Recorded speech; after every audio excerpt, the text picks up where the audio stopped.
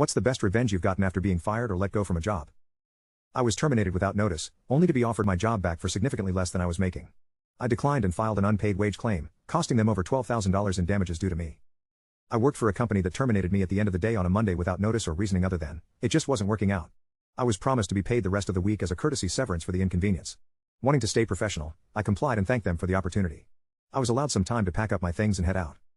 I handled all payroll and our/AP but wasn't presented with the final check upon termination. I even offered to do it before I left, but was told it would be mailed to me. Fast forward 6 days and I received a text message from my former employer urging me to return their call as soon as possible. I called the next day and was offered my job back for $10,000 less per year than I was originally hired for. I was told a few duties would be taken off my workload.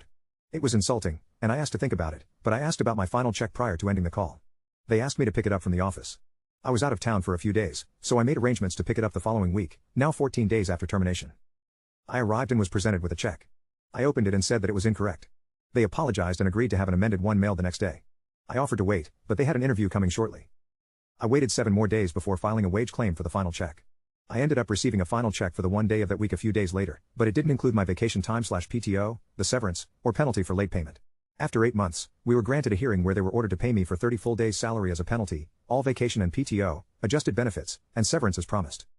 My employer called me an extortionist, and a labor board representative interrupted their tirade to say, "No, that's the law. You should be happy he didn't sue you for retaliation. Well, he still can. So maybe you should lay off the insults and direct that energy to educating yourself and finding counsel." It was vindicating.